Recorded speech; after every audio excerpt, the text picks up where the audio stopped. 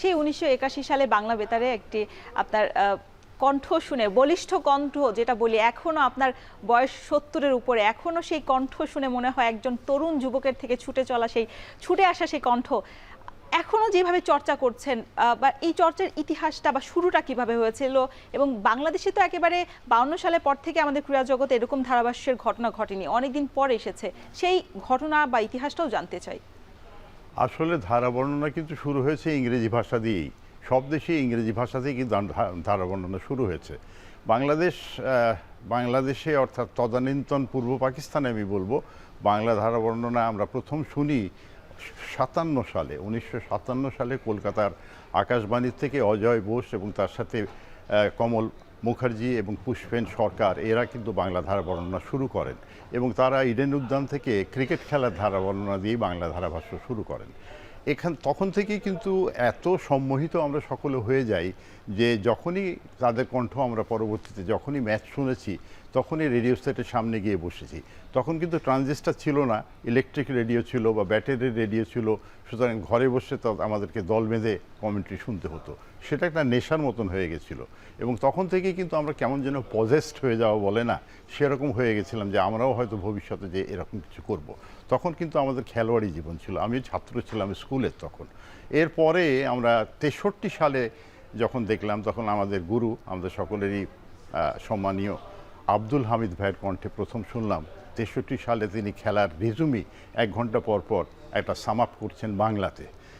এখান থেকেই শুরু। এরপরে আরও কিছুদিন পরে আমি বলবো 67 সালে এসে বাংলাদেশে প্রথম ফুটবল খেলার ধারা বর্ণনা করেন এবং সেখানেও ওই আব্দুল হামিদ ভাই, তারপরে আমি বলবো তৌফিক আজিজ খান, ফজল হুদা চৌধুরী, এরা কিন্তু শুরু করেন এই বাংলা ধারাভাষ্যের চর্চা।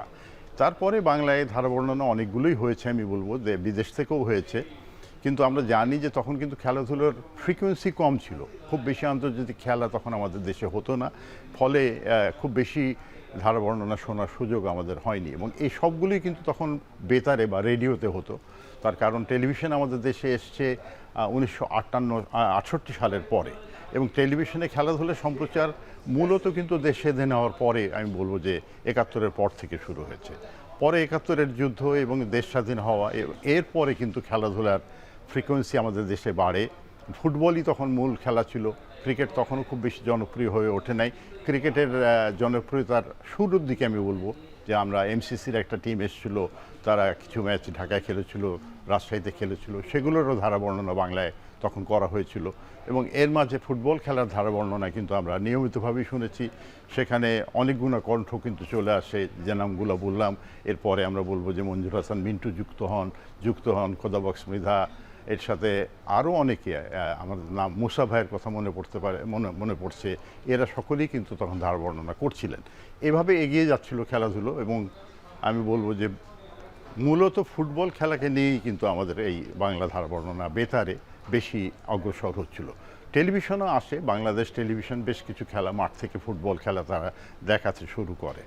এছাড়া ডোমেস্টিক ক্রিকেট যখন আসে তখন ডোমেস্টিক ক্রিকেটের 2-1 ফাইনাল খেলা আমরা দেখেছি যে বেতারে বা টেলিভিশনে উভয় জায়গায় হয়তো সম্প্রচার করা হয়েছে। কিন্তু তখনও এই যে নামগুলো বললাম, এই মূলত এনারাই কিন্তু ছিলেন ধারাভাষ্যকার। এরপরে 80-র দশকে এসে আমি বলবো যে আমাদের ফুটবলের জোয়ার, এবং তখন আবাহনী মোহামেডান এই দুই নামে দেশের সমর্থকরা একেবারে দুই ভাগে বিভক্ত এবং দারুণ পপুলার ছিল ফুটবল তখন কিন্তু আমার মনে হয় অনেক খেলার ধারা বর্ণনা হতো এবং তখন আমরা দেখেছি কলকাতা মোহামেডান, কলকাতার ইস্ট বেঙ্গল, তারাও কিন্তু খেলতে এসছেন এবং সে সমস্ত খেলা ইতিমধ্যে কিন্তু আমি আমার ধারা বর্ণনার জীবন শুরু করে গেছি। তুমি যেটা বললে 81 সালে, সেই 81 পর থেকে আমিও কিন্তু সুযোগ পেয়েছি এই সমস্ত খেলাগুলার ধারা বর্ণনার দেয়ার, সুতরাং সেভাবেই চলছিল।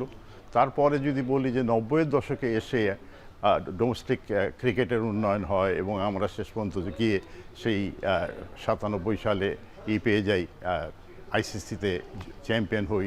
তারপরে আমরা 2007 সালে গিয়ে আমরা স্ট্যাটাস পেয়ে যাই এবং এরপরে কিন্তু ক্রিকেট একটা জোয়ার চলে আসে এবং তখন থেকে আমরা দেখেছি যে বাংলাদেশ টেলিভিশন এবং বিদেশি যাদের কাছে সম্প্রচার রাইট বিক্রি করা হতো তারাও এসে ধারাভাষ্য ইংরেজিতে তারা শুরু করেন। মেইন চ্যানেল কিন্তু টিভিতে ইংরেজিতেই আমরা দেখেছি হয়েছে।